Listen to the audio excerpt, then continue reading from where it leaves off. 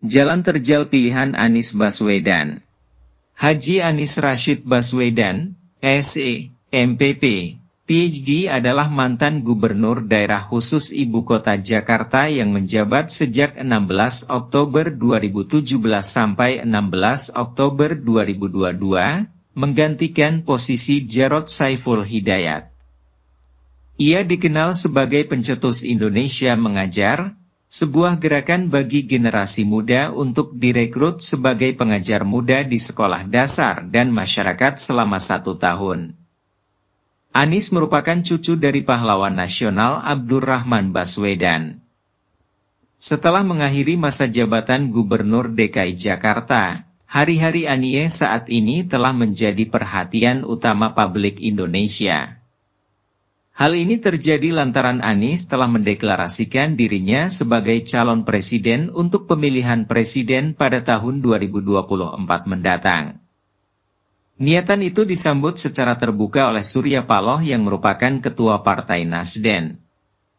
Dan Partai Nasdem telah menggandeng 2 partai lainnya, yaitu PKS dan Demokrat sebagai partner untuk mengosong Anies di Pilpres mendatang.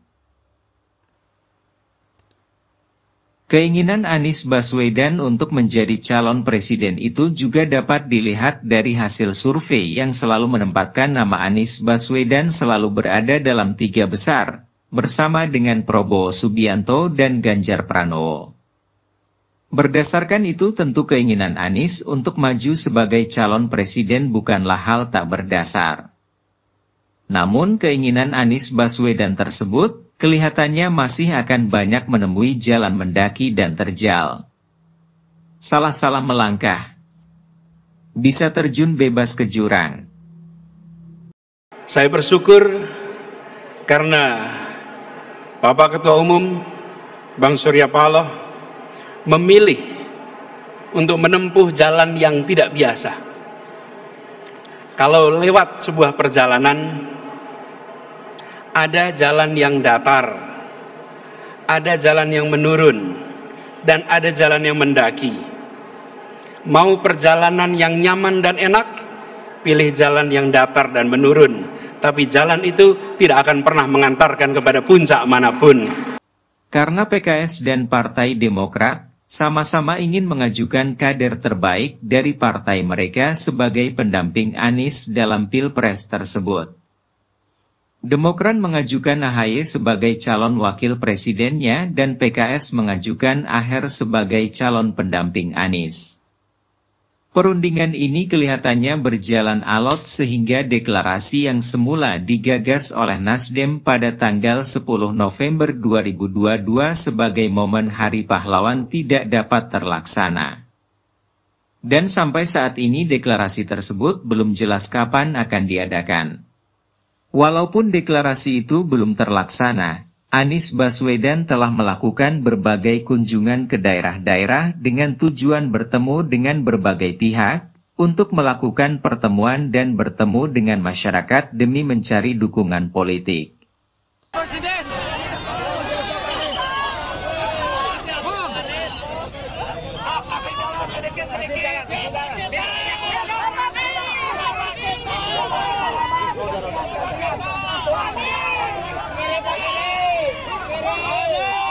Ada beberapa alasan yang dapat dikemukakan sebagai jalan terjal Anies dalam melangkah menuju RI1.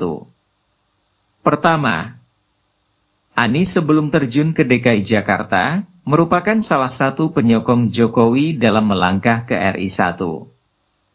Anies menjadi salah satu juru bicara yang sangat diperhitungkan kala itu. Berdasarkan itu maka Anies diberi jabatan sebagai Menteri Pendidikan. Tapi jabatan Anies itu tidak langgeng.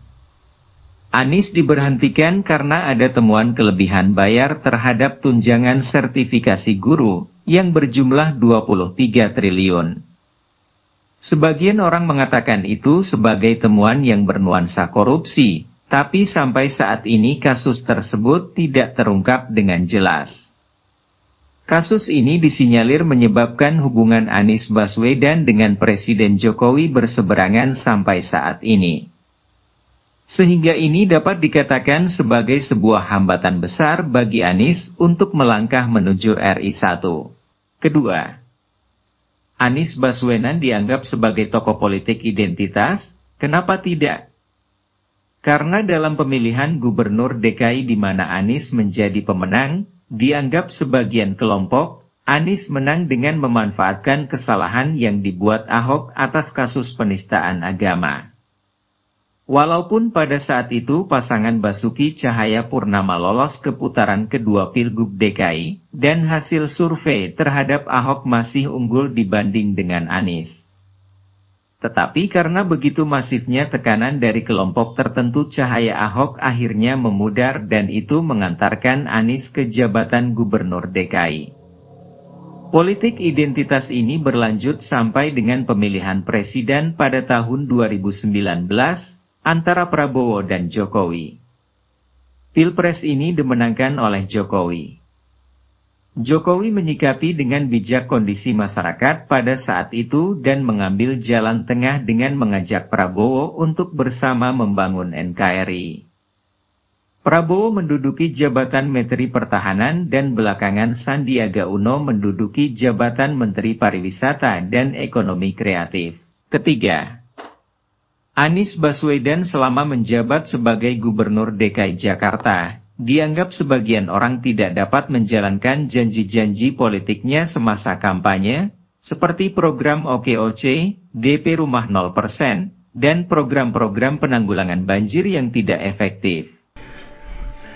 Di satu sisi menyiapkan jalur-jalur air untuk dikirim ke laut, di sisi lain di lautnya dipasang dengan pulau reklamasi, tinggal tunggu waktu jadi rock, air balik.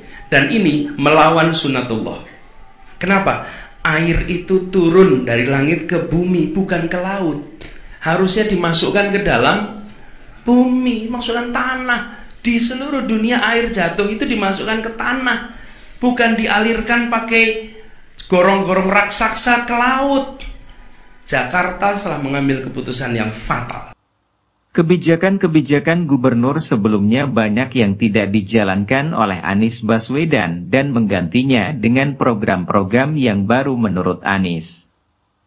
Tapi sayang program-program tersebut tidak bersesuaian dengan janji politiknya. Dan salah satu program Anies yang menyisakan pertanyaan besar adalah perhelatan Formula E, yang terkesan sangat dipaksakan. Pemirsa, itulah 3 hal yang menurut penulis yang menjadikan Anies akan menempuh jalan panjang mendaki dan berliku. Bagaimana menurut Anda? Tulis tanggapan Anda di kolom komentar. Salam hangat dari Channel Smart Thinking. Sampai jumpa di video lainnya. Jangan lupa like, subscribe dan share.